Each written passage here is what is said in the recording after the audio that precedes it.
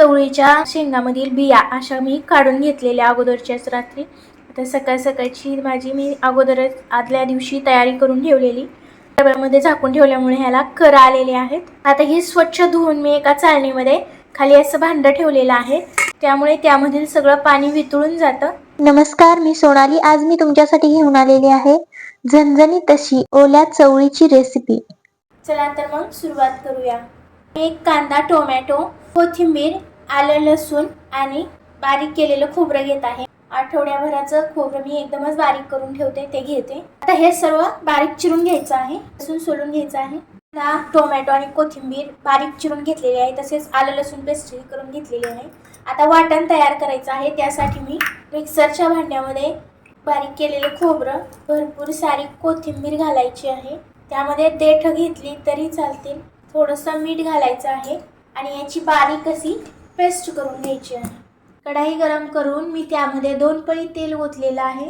त्यामध्ये जिरी घालायची आहे, कढीपत्ता टाकलेला आहे, लसूण ठेचलेला तो टाकलेला आहे. व्यवस्थित तळून घ्यायचं आहे. तळल्यानंतर यामध्ये कांदा घालायचा आहे. कांदा भाजून घेणार आहे. त्या ओल्या चवळीच्या बिया यामध्ये तळण्यासाठी टाकून घ्यायच्या आहेत.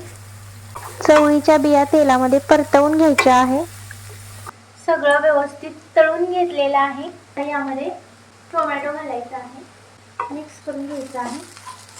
त्यानंतर यामध्ये आपण खोबरं आणि कोथिंबीर वाटण करून घेतलेलं ते घालायचं आहे. खोबरे आणि कोथिंबीर यांचं वाटण यामध्ये परतवून घ्यायचं आहे. वाटण परतल्यानंतर यामध्ये मसाले घालायचे आहेत. मसाल्यामध्ये मी हळद, 1 चमचा लाल मिर्च पावडर, धने पावडर, गरम मसाला, चवीनुसार मीठ घालायचं आहे. अगोदर आपण कोथिंबीर आणि खोबऱ्याच्या वाटणात मीठ घातलेलं ते लक्षात ठेवून मीठ घालायचं आहे. त्यानंतर लाल तिखट घालायचं आहे. 2 चमचा मी लाल तिखट घातलेलं आहे आणि हे व्यवस्थित मिक्स करून घ्यायचं आहे.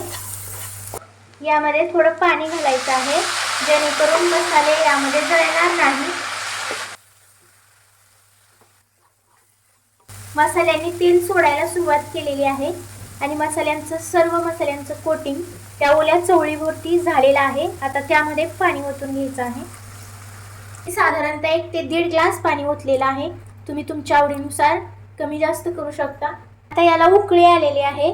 मस्तपैकी मिक्स करून घ्यायचं आहे. सगळं मिक्स करून झाल्यानंतर गॅस मी मंद आचेवरती ठेवलेला आहे आणि एक झाकून ठेवून हे शिजवून घ्यायचं आहे.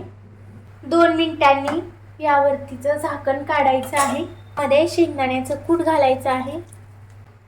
कन्सिस्टन्सी बघा, जास्त घट्टही नाही आणि जास्त पातळही नाही. यावरती बारीक चिरलेली कोथिंबीर टाकायची आहे आणि मिक्स करून घ्यायचं आहे.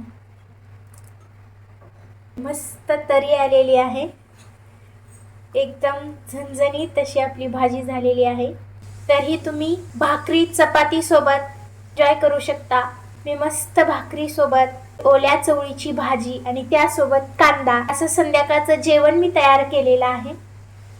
आता हे उकळल्यानंतर गॅस बंद करून घ्यायचा आहे. थंड झाल्यावर अजून तरी येते. कोथिंबीर स्प्रेड करून घ्यायची आहे. ओल्या चवळीची भाजी तयार झालेली आहे. कशी वाटली रेसिपी कमेंटमध्ये कळवा. व्हिडिओ आवडल्यास लाईक करा आणि जास्तीत जास्त लोकांपर्यंत हा व्हिडिओ शेअर करा. भेटूया अशाच एका नवीन रेसिपी सोबत. तोपर्यंत स्वस्थ रहा, मस्त रहा, आनंदी रहा. Bye bye.